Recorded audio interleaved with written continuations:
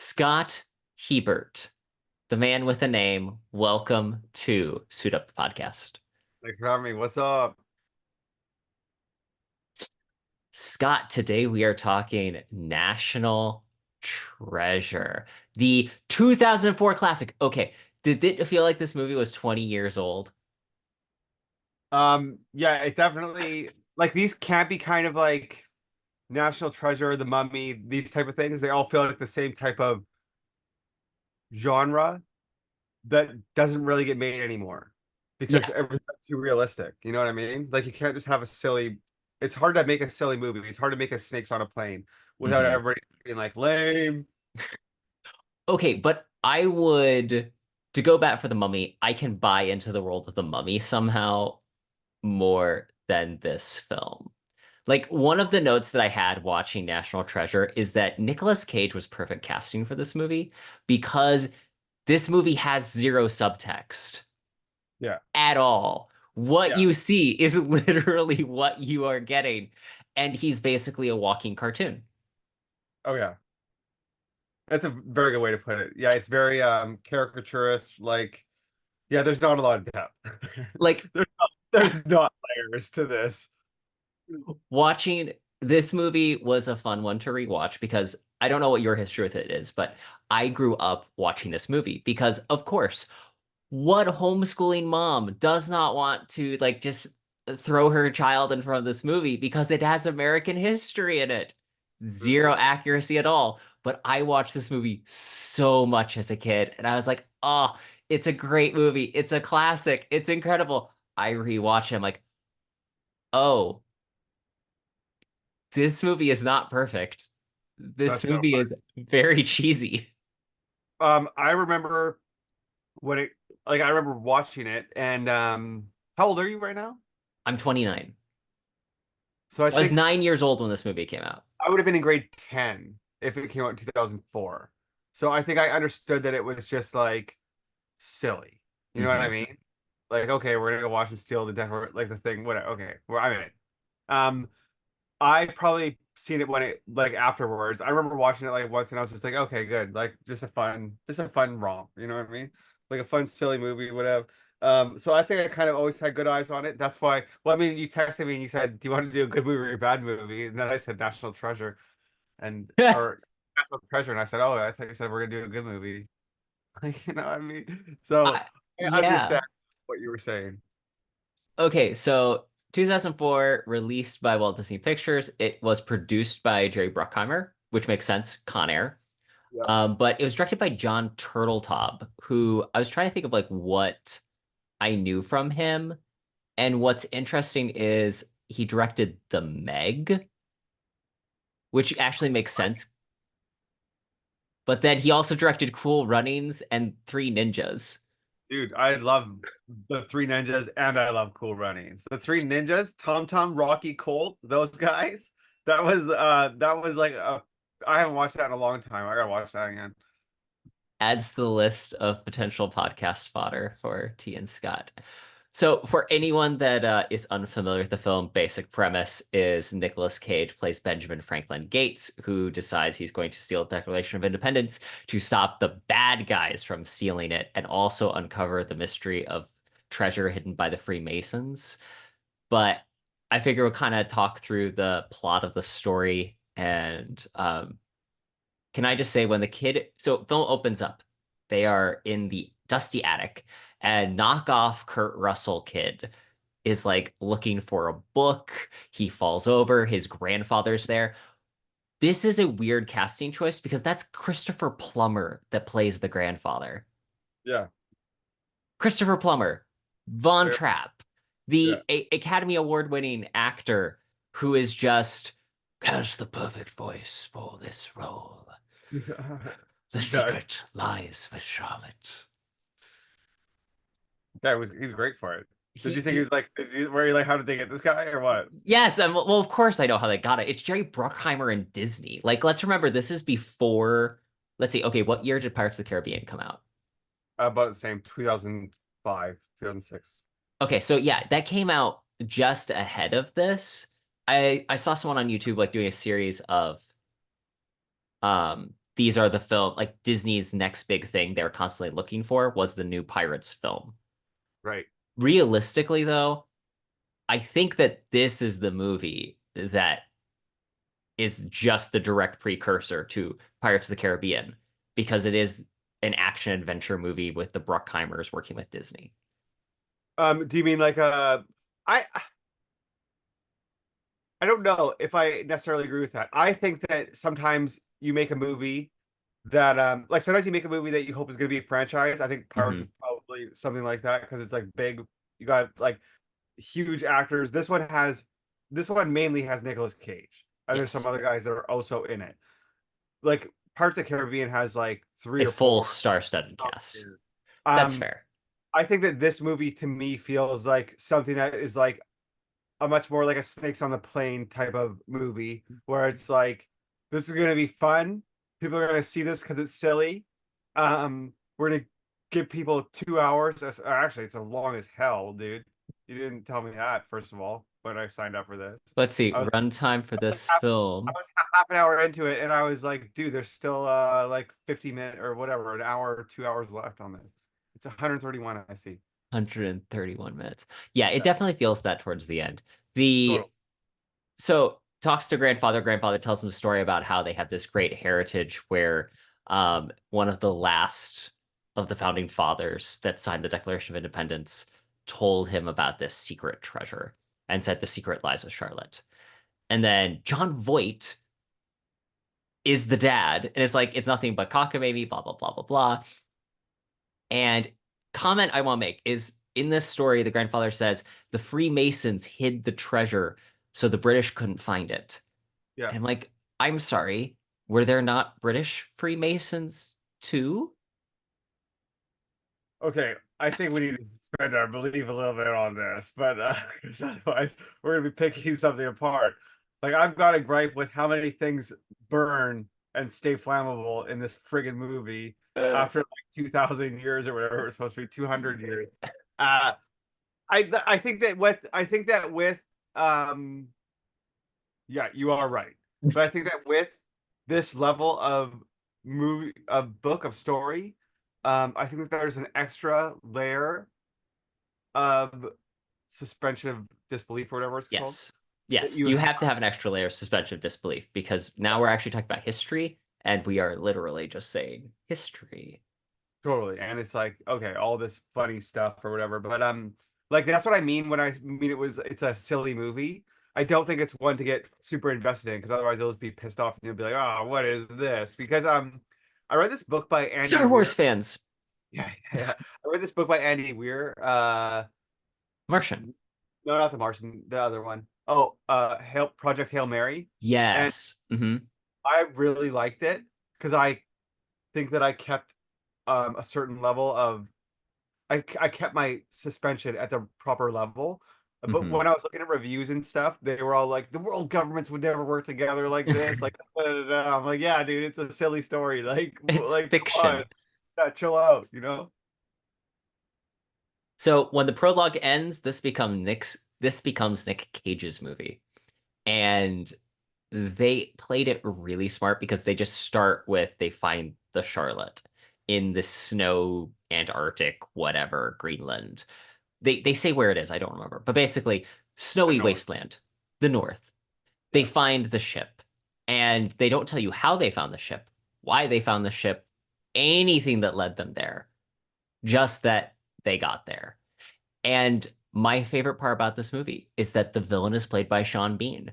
And this is also like peak Sean Bean because we have I looked around the time frame. Either he had just finished Lord of the Rings Fellowship or it was just about to come out. It was one or two. It was right around the same time period. that's really funny. I recognized him and I knew who he was. I'd never like clicked it together. And now I'm like, oh, Boromir, dude, what's up? You can show with arrows. Well, and he's just such a great actor that like the moment he's on stage, he has a great villain presence. Oh That yeah. I mean, He, the whole the I know this is a silly movie and shit, but like the whole everyone's cast very well. Like it's fun, it's good. I like it.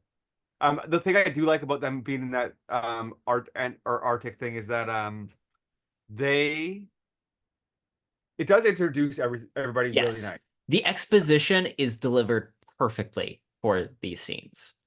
I guess we should say that we tried to record this a couple weeks ago, and I had accidentally watched National Treasure: The Book of Secrets instead of. So I watched the. We can talk about that mistake afterwards, but one of the things that I was thinking is that there's no context for anything in this movie. I'm just jumping in. I don't know any of these things. And then so yes, watching this one and having context for why everything was happening, I was like, oh, this is much nicer. I like this a lot, actually.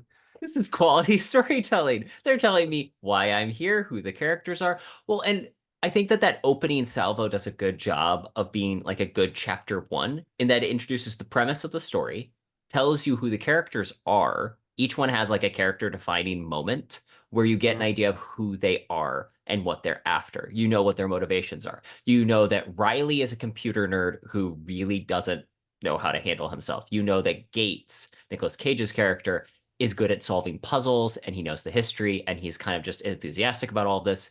You know that Sean Bean as Ian Howe, which also Ian Howe is a terrific name because I think it's a riff on two of the on the Howe family that were like generals and Navy officers during the Revolutionary War. So just a nice little nod there.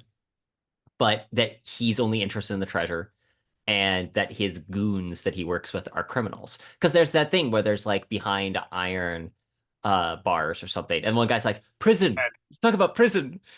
the Iron Pen. The iron pen. Okay, and also a couple of notes. The ship is not full of snow when you get there, even though it Yes, has been submerged under snow. Just an yes. observation. Well, no, Uh, first of all, it's submerged under snow. Then it cuts to them, and everything is cleared away. yes, they've completely unburied it. Yes, but no one went inside yet, Yes. right? So they got it half unburied. Oh, and also, like, dude, Riley's out there with a metal detector, like a whole, like a Walmart Wish.com metal detector. He's the only one, and he's like, boop, boop, Because of boop. course you kick Riley out into the cold. Course. He knows how to use electronics, dude. And it's I like that Wish.com metal detector is not ready for the cold. I'm just saying. Uh, so he goes out there, boop, boop, boop, boop, boop, and then they Nick Cage like smashes it down a little bit, digs, boom, bell with the name on it, right there, Boston, Massachusetts, boom, name Charlotte, amazing, incredible coincidence. Then they uncover it. Then it's wide open. They go inside. There's gunpowder. Turns out Sean Bean is a bad man, dude. I He's a love how bad. he's just sitting there. So they find the pipe. And as they are literally tearing the ship apart, I watched this with my fiance, and her comment was, "Stupid treasure hunters are ruining the artifacts as they bash their crowbars into the gunpowder barrels." Yes. Well, they They, find the pipe. The pipe is another clue. And Nick Cage unravels the clue, and turns out they're referring to the Declaration of Independence. And they're like, well, maybe we can get them to let us to like just examine it, something like that. And then Ina Howe goes, Ben, my profession means that I know some bad people that have done bad things, and we don't need to worry about legal things. And you're like, oh no, he's the bad guy. It's like you've known him for how long, and you're just discovering that he's an unsavory individual with a seemingly endless amount of money. they doesn't know this guy very well. They didn't vet him very well. So they he they're gonna basically leave them there to die. Well, they like threaten with exploding the ship, and the ship does explode. And don't worry when Ian and his cronies take the Arctic vehicles that you can buy with batteries sold separately as the toy. Why were there not toys for this movie? That's the real question. I don't know. And then don't worry, there's like a little Inuit village somewhere nearby that Ben knew about, and they're gonna go back. And just instantly a cut scene, they're in Washington, D.C. Yeah. Yeah, there's a lot of, well, first of all, when the bad guys took the snow cat things, whatever. I was like, oh yeah, how do they get out of this? And then he's like, oh, there's an Inuit village that hunters use about 7 miles that way. He's like, we'll just go there. And I was like, okay. That doesn't like, okay. Okay. I'm in. This whole thing does a great job setting up the premise of the movie, though. There's a treasure of all treasures, and the way to find it is a map on the back of the Declaration of Independence. That is just the hook right there. And now there's a bad guy. And now there's a bad guy. So they have, within the first, probably this is 19 minutes into the movie, they have set everything up perfectly Yeah. No, for it what the is rest of the film will be. as much as it is a silly movie, it does It's and very efficient storytelling. yeah, it is pretty good like that. Like they don't, if it's gonna be a silly, I think that like now that I'm thinking about this out loud, I kind of think that if you're going to make a story like that, I guess it's more important to not, like it's a more mature choice to not put in, to try to muddy it with Hmm. realism and extra details like that. Hmm. Does that make sense? Yeah, because really you just want to, the point is to get on the trip and have people understand what the rules of the world are, and you just go on the adventure. The rules of the world in this one is Nick Cage steals the Declaration of Independence. It's like we're getting that. So they get there and look at the Declaration of Independence, and also I just need to really hammer on Nick Cage is standing there in front of the Declaration of Independence in jeans, like Yeah, Converse, a white Oxford with like the collar popped out over top of nice. the suit jacket. Yeah, This is the early 2000s, baby. he was fresh. And the music is like techno. There was some funny music choices in this. I did think that too. Also, the timing for this film, it was right around the Da Vinci Code period, and they are riding that wave down. That's funny. I never thought of that, but that is probably really true. I think the Vinci Code came out in like 2006 or 2007, but like the movie, I mean. Mm-hmm. But yeah, the book would have been around then, wouldn't it? Mm-hmm. That's really interesting. I wonder if that had anything to do with oh yeah, 2000. Mm-hmm. Yeah, 4 years they put this movie into production, I'm guessing pretty darn quick. Dang. Um, yeah, the thing with like the this just does have a lot of like quick hits and stuff. Even they just jump you around so much. Like Mm-hmm. they take in the second movie, they take there's a big part in the Library of Congress. Mm-hmm. And so in the first movie, they went to the Library of Congress, and I was like, oh man, they use this place. Again. They Well, must they're have only like, in the Library of Congress for like 3 minutes. I know it's only so that Riley can, it's only that, So Riley can set up why it's impossible to steal the Declaration of Independence. And then Nick yeah, Cage can be like, oh, no, here's how we're going to do it. we're going to the gala. Like, yeah, it kind of seemed, I think that scene probably could have been cut. I don't think it necessarily would have done anything, but we needed to get Riley some talking lines. Well, they also need to set up the stakes. So, like, unless you know how difficult it is to steal it, it doesn't really get impressive that they do. That's true, I guess.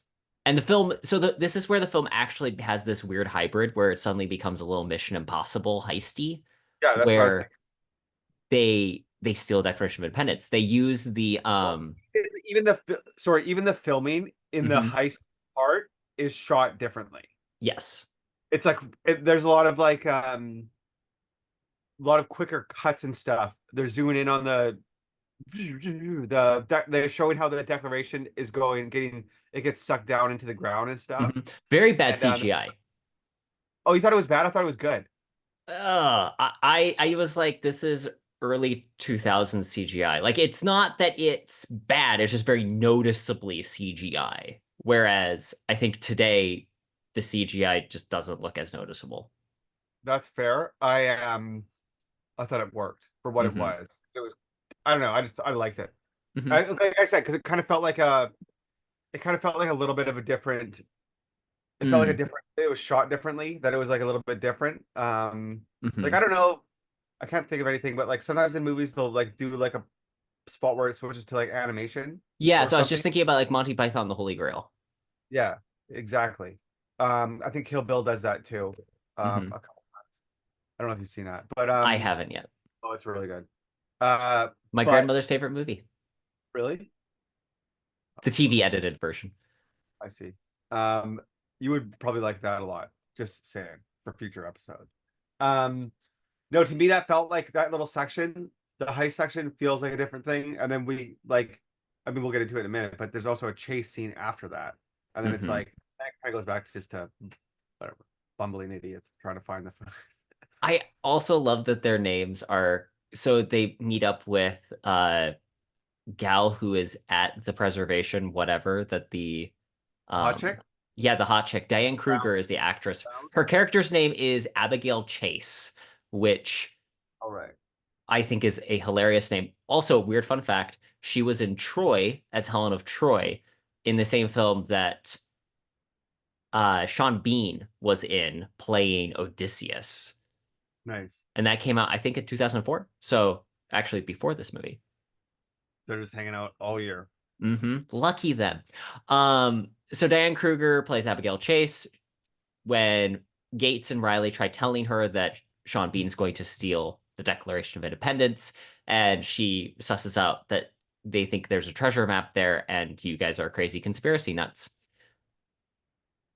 Franklin Gates happens to note that she has like the little pin collection from like one of a campaign button for Washington, and Ew, he like has one of the missing ones. yeah, And so he mails it to her as like a nice little thing.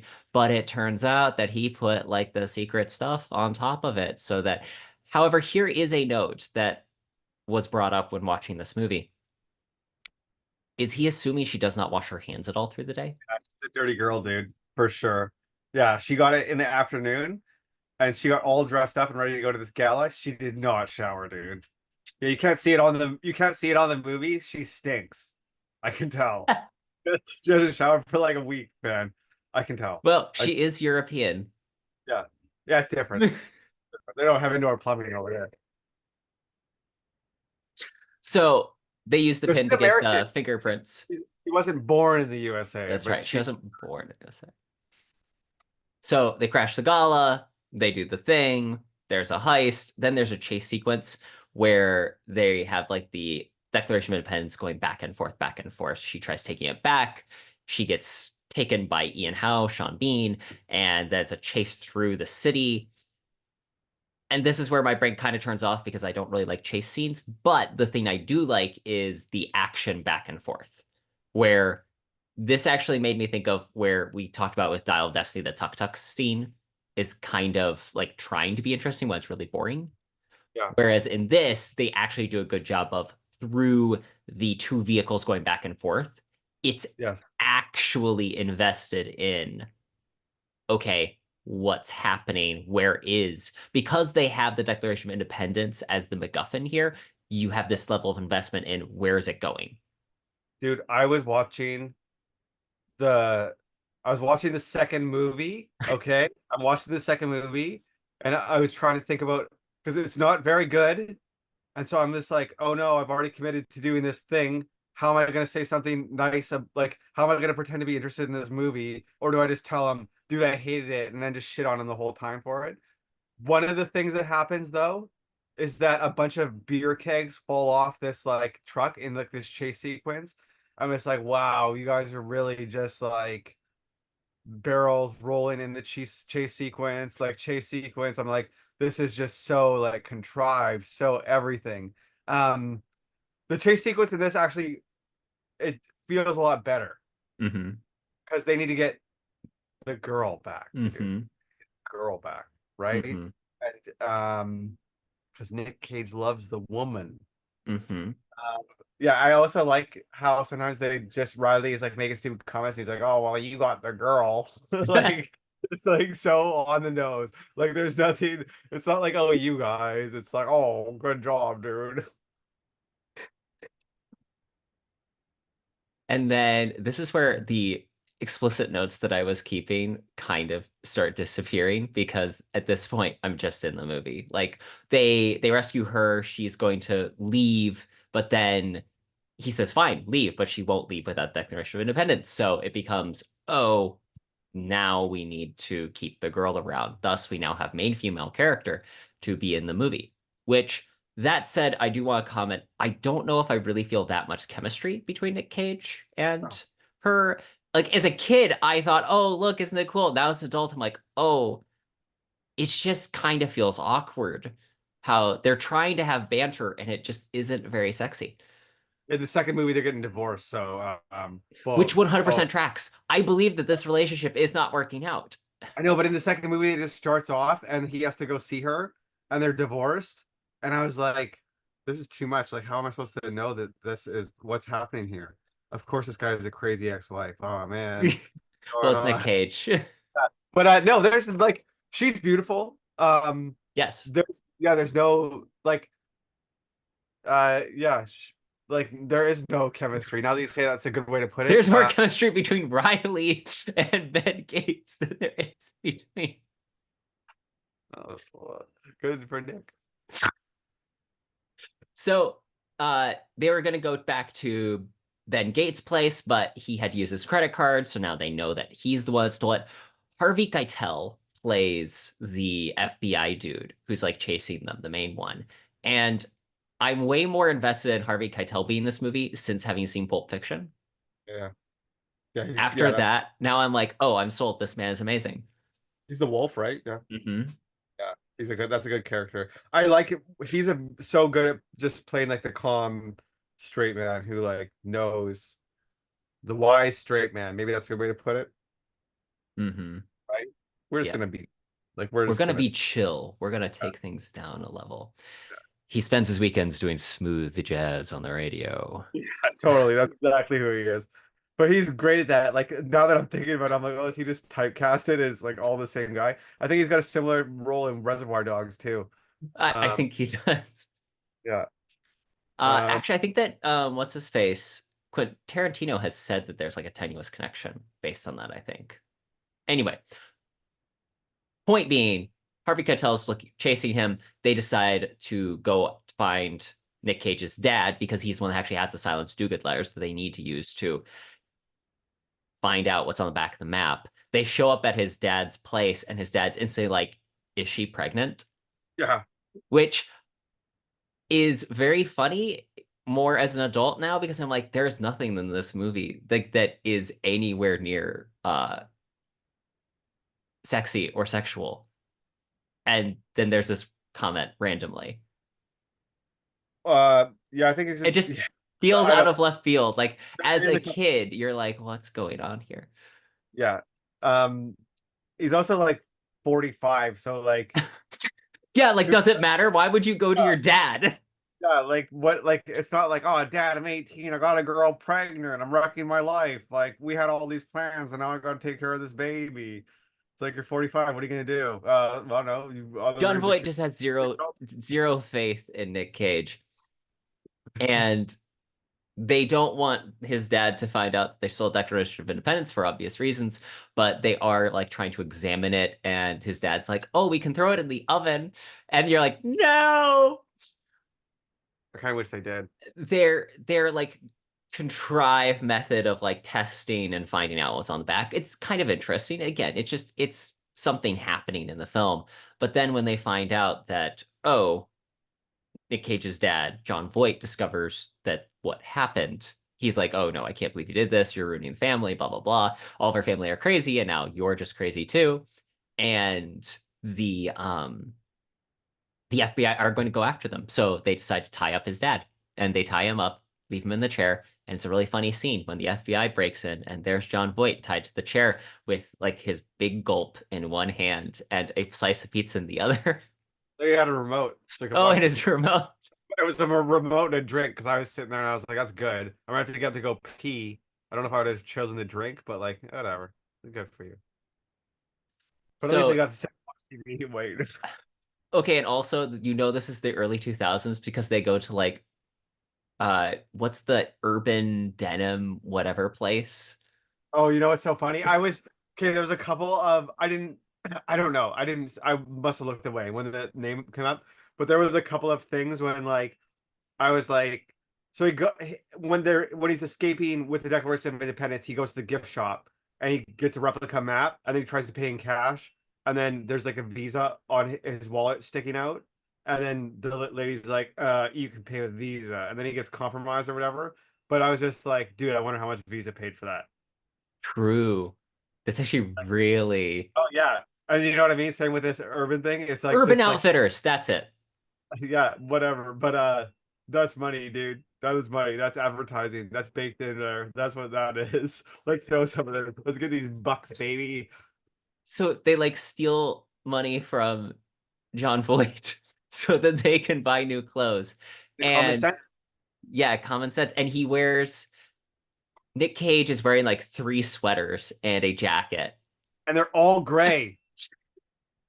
They're all gray. I was like looking at it. I was like, man.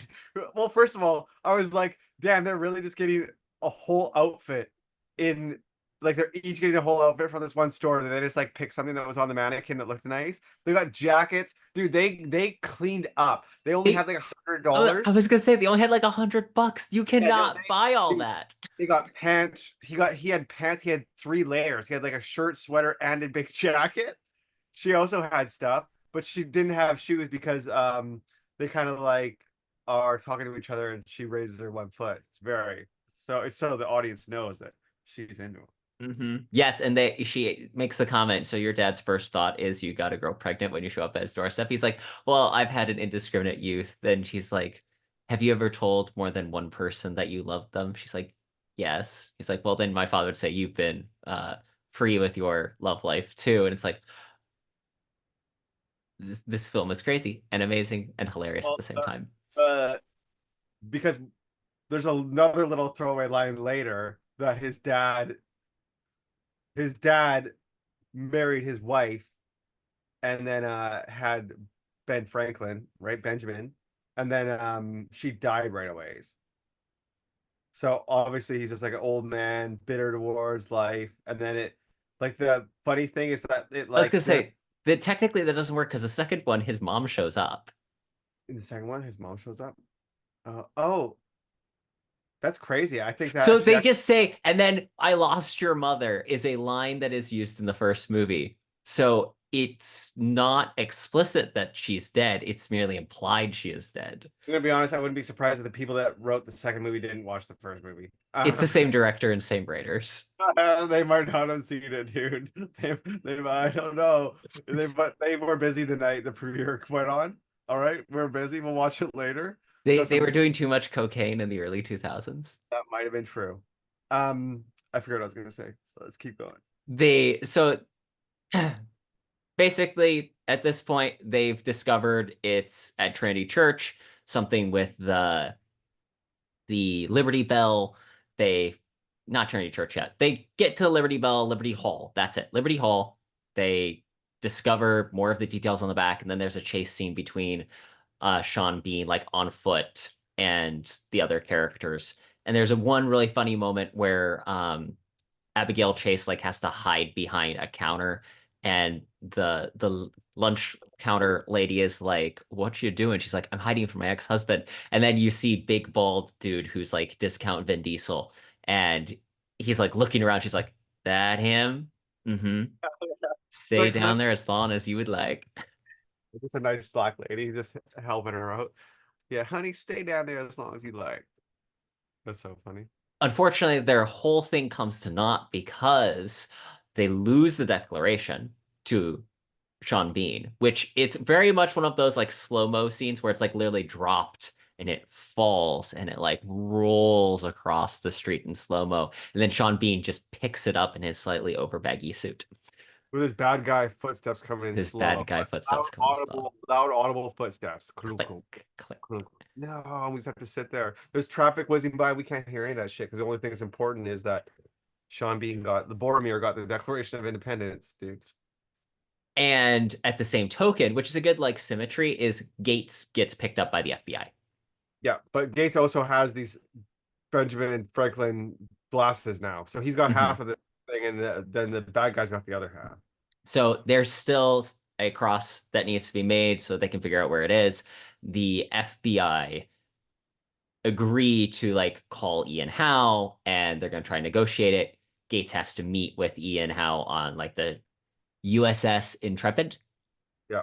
which is a giant ship somewhere.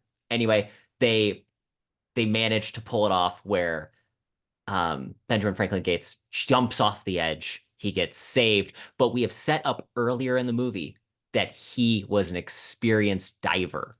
Oh So yeah, we can justify this totally. because I think this movie needed to justify that scene. it worked. I'll tell you what. If that line about him being an experienced diver wasn't in there from earlier, I think I might have just thrown in the towel on this movie, dude. That might have been a little too far for me. All right. I don't think I could have believed that he made this like how that's like 100-foot jump, dude. Have you ever jumped off cliffs or anything? No. Are you kidding? Yeah. I'm terrified of heights. Yeah, it's I'd be holding on to the edge weeping. yeah, it's I've never done like really high ones because I'm also scared, but it's scary. It's terrifying. I'm like, you guys want me to do this? I'm gonna slip and die. And then I do it, and I'm happy I did it afterwards, but I'm really scared still. I'll just save the I'm water. told it's the same way when you ask a girl out. Anyway, the so he's escaped now. He's gonna help Ian Howe, and Abigail and Riley have like talked through with Gates that they made a deal. However, the deal is that he gets the treasure, or thinks he gets the treasure.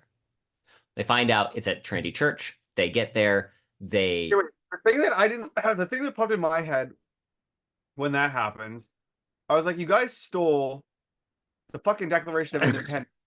The feds are already on you, and you think that one of you is going to get to keep this treasure? Like, how? yes. What have you been smoking? Like, what? Like, what? I didn't get that part. Like, I mean, I get it for the movie, but like, I was like, oh, that's a little too far. I think. So Oh, he's a he treasure. he thinks that he's gonna get the treasure. They go Trinity Church. They go below into the catacombs, and then they get to the like this incredibly meticulous death trap of stair steps Yeah. that is all tied by rope, Hmm. which we're expected to believe has not rotted in the last 200 years. That's what I was saying. There was a lot of things in this movie that like didn't that lasted a really long time in like peak condition. Well, I guess it's not peak condition because that stuff. The one guy dies. Yeah, so a guy dies, they end up using like the whole elevator thing. Again, I think that actually the scene plays out really nicely because you feel the tension of um is he going to it's kind of that scene in like Last Crusade where he has Elsa tries grabbing the grail Yes. and you feel that dangling tension. In Yes. this, it's okay, try to get the Declaration of Independence, keep it from rolling away. I had no idea how much runway they're going to get out of having a cylinder type MacGuffin that can Mhm. roll. How much of this movie is predicated simply on the fact it rolls? Yes, for real. It just rolls away out of everything. No one can keep their hands on that thing. The he's got the girl and she's like dangling there, and he's like and he sees the declaration is like rolling away, and he looks at her and he's like, "Do you trust me?" And she's like, "Yes," and he just lets her go. Um, Aladdin tie-in moment. I just don't. There was something about that where I was like, "That's not trust." He could have just been like, "There's a platform below you." Yes. Like, like he doesn't know if that platform is gonna hold. He just watched somebody else step on something and whatever. That's still like a whole weight of somebody coming down on it. I was like, that's not. That's just you were just guessing that that could hold. I was like, do you trust me? I was like, dude, that's not trust. That's just you guessing. It's an educated wish. Some of you get that reference. So they get down to the bottom, they use the very convenient elevators that they should have used before. And when they get there, there's nothing. Ian Howe is like, where's the next clue? And so the dad breaks and says, this is the clue. It's a sign for the Paul Revere in the Old North Church in Boston. That's where it is next. And what I think is hilarious is they're really trusting that Sean Bean, who has had them solve the clues thus far, is going to either find the treasure or figure out the clue because they're like, oh, but you need us to help you figure out the clues. He's like, don't worry, I know where you are. I'll come back for you if I need to. And Very then unnecessary. they're also just Riley's like so he's Worked just up. like, oh, we can't. Well, he's like, we can't get out of here. We're gonna die. And I'm like, you guys didn't even walk back over there to look. Like, There are stairs. Like that's the thing. There are stairs. Like yes, I get that there's like a giant gap where the one dude was, but you're telling me that you could not feel ingenious enough to figure out how to use the mostly existing stairway to get back up. could have ripped some boards off and then put them across like a little bridge. Like there's a, I feel like there was options rather than just dying, like resigning to. Oh, I guess we're gonna fucking die in 7 days here as we like don't have any food. Starve to death, Like dehydrate. yeah, Realistically, Riley would die because he would just collapse. yeah, or they would kill him for being annoying. They would eat him. Yeah, spending 3 days with that guy alone. Love, bro. I don't think so.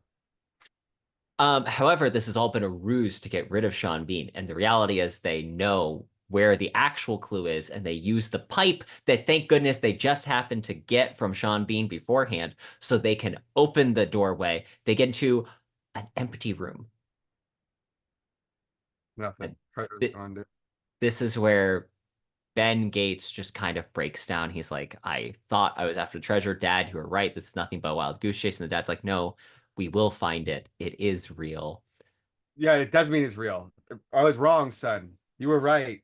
That's what he wanted to hear, dude. This is actually, you thought this was a treasure hunting movie. This is actually a movie about fathers and sons, dude, and relationships, and about Because it's how. about our founding fathers, Oh, well, exactly. See, America's daddies. oh, dude, we got so many metaphors going on here. This is basically a modern day East of Eden by John Steinbeck, dude. This is like the movie about fathers and sons reuniting, love, lost, pregnancies, whatever. They actually do find a passageway, and then they open it, and there, as far as the eye can see, CGI treasure. When they light the torches, And all the and stuff is still flammable. all of it's still flammable 200 plus years. And also, it's very impressive that they did the architecture to make that runway so it could be very dramatically lit for Yeah, the whole scope. it did work out very well. And then Riley like hugs a giant blue man. He's like, or green man. He's like, I don't know what this is, but I Yeah. love you. Like, oh, these are scrolls from the Library of Alexandria. And the dad goes over and he picks up like a Freemason medallion. Like everything is super awesome. And then Riley's just like, oh, look at this green guy. I'm silly. I don't know stuff. I'm The the only, comic relief character with zero yeah, depth the or only agency. the only thing that he knows is that daylight savings time wasn't put in until World War II. And then he like it literally says like, "Wow, I know something you guys don't. Look at this! Look at me doing stuff. Do you guys know who invented daylight savings time? Like Benjamin Franklin." He's like, "Oh man, it's over. Sad. I was right once." And we basically get to they have escaped. They get up onto the surface and then they call the FBI. And the discussion has been previously that someone has to go to jail. And Nick Cage is like, I would really like it if it wasn't me. Then Ian Howe is arrested. Well, no, hold on, dude. The FBI guy, Freemason ring, dude. Mm-hmm. Freemason the whole time. That's why he's just so chill about it. He's like, "What should we do with this? What And should he's we like, do?" they said that one treasure, the Freemasons believed that this treasure was too great for any one man to possess, even a king. And Nick Cage is like, I've been thinking about that, sir, and I think that the answer lies in the same way that our founding fathers designed this country, that really it should be given to the people. I suggest an equal split among all the major um, museums. Everyone gets the treasure, man. Wow. And he's like, Democratizes it. Harvey Keitel's like, wow, dude, that because they were talking about different ways to bargain. He's like, wow, that is a good bargaining chip. I don't know if he says that exactly, but he says something to that effect. Because And I'm just like, he hands him the Declaration of Independence. He's like, I think Okay. that giving up your biggest bargaining chip before we even start is probably not your best move. He's like, sir, the Declaration of Independence is not a bargaining chip to me. I wonder how many times Nick Cage sat there with his lines. Like the just this is why it works for Nick Cage, because Nick Cage sells the earnestness that he believes these things that he is saying. Dude, I there was a couple of times when I was just like, he was good at that particular thing. Like he's sitting in front of the Declaration of Independence and he's like reading it I've and got to he's seal the Declaration of Independence. well, yeah, he's like, but there's one line here that's the most important, and it's like some gobbledygook line that you can't understand. And then and even Riley says that afterwards, and he's like, it means that we need to do what's right, even if something's wrong. So we're gonna do this. I'm Nicolas Cage. And then Sean Bean and his cronies are arrested happily ever after, and Nicolas Cage and Abigail Chase are in a relationship, married, something. She's going to do a treasure hunt that probably ends very suggestively. And um, Riley gets a Riley has a Ferrari. yeah. So in the second movie, Riley starts off with that Ferrari, and he's got a book that he's written. Um, okay, actually, let's just wrap this up, then I'll tell you about the second movie. So that's it. The movie ends. Credits. They make a comment about he could have gotten a bigger house if they had just kept more of the treasure money. They only kept 10 million. Yeah. Which, in fairness, I don't know if 10 million will have gotten them that house. Well, it would have been $2006, not That's right. today. $2004. Imagine what $2004 were. USD currency. Mm. Not anymore. Overall, I liked it. It's fun. It's silly. It's good, but good. I liked it. What's your highlight of the film? Uh, what's my highlight of the film? Mm, I don't know. The whole thing to me just kind of feels like I don't know if there's a highlight to it because the whole thing kind of feels the same Hmm. level of silliness. The when they're getting clues and stuff and they just get to the answer right away is like Hmm. there's not like big twists or anything. There's nothing I really didn't expect so much. I think at the end when the FBI guy is the has the Freemason. free thing, I think I'm like, oh dude, wow, tie it all together. Dude, I think maybe that make it the feel goods in there. And it's like, oh man, the treasure staying with the Freemasons the whole time. Rock on. My But wait, highlight is just the that opening Arctic sequence. I think mhm, that it's really well done. It's well written. It works as simply a short story yeah, if it was in print. makes sense. So tell me, what are your thoughts having watched them out of chronological order? Uh, the first one makes way more sense, and the second one now makes way more sense that I've watched the first one. Um, okay, so a couple of things. I FYI, was we're not reviewing number two in any other future episode. So this is it. Those of you that are diehard National Treasure fans, dude, this is Scott's opinion. I've got 5 hours in on this National Treasure series, and that's far too much. Okay, that's far too much. That's at least two Yeah. and a half hours too much. Yes. Well, first of all, I was watching a video essay one time about the Hmm. Fast and the Furious series, and one of the problems with it is that all of the guys have written into their contracts, like especially The Rock, is like they can't take damage, they can't do anything that like hurts their character type of thing. Hmm. Um, so the only thing to do to increase action and not make the same movie is to increase the stakes. Hmm. So the problem though is that the stakes of stealing the Declaration of Independence are already so high Hmm. that it only is going to get silly. So in Fast and the Furious 7, I think they end up going to space or something. I think that's Uh, 8, but yes. okay, sure. In one of them, they go to space, but Hmm. it's just like obviously very silly, right? The first ones are about driving cars. By the time we get to number 8, they're doing it. So basically there's these two desks called the Resolute desks. One's in Buckingham Palace and one's in the president's office in the White House. And they break into Buckingham Palace, they break into the White House, and then they also have to kidnap the president. Okay. So and then there's this book of secrets. Only the president has the code, and I think it's like mm, maybe the president's like Dennis Quaid or No, it's something. Bruce Greenwood. I'm pretty certain. Okay, sure. Fantastic old actor, yes. It's so over the top silly. Also, I don't know how I didn't realize in the second movie that they weren't stealing the Declaration of Independence. That might have been my fault. I'm sorry. That should have been a clue. I was watching the wrong movie. Well, it came up on the thing that said National Treasure, Book of Secrets, and I'm like, oh, that's weird that it has That's an. weird. That's got a subtitle. That's yeah. It must be like Indiana Jones or something, or like Star Wars. How it says Episode 4 on the first movie they made. Like, trying to figure it out. I'm like, what? This is strange. And I think I looked If it up, and only there were clues. yeah. Some way of checking.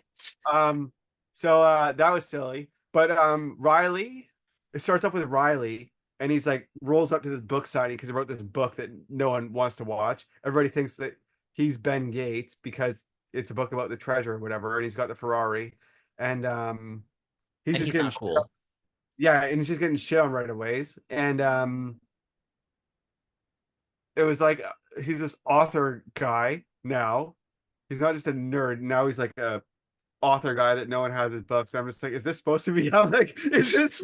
I was like, did Terrence make me watch this? I was like, does Terrence think he's Nicolas Cage or does he think he's Riley? I was like, what's going on with this? And Audience, then, don't make me Riley. Buy my book.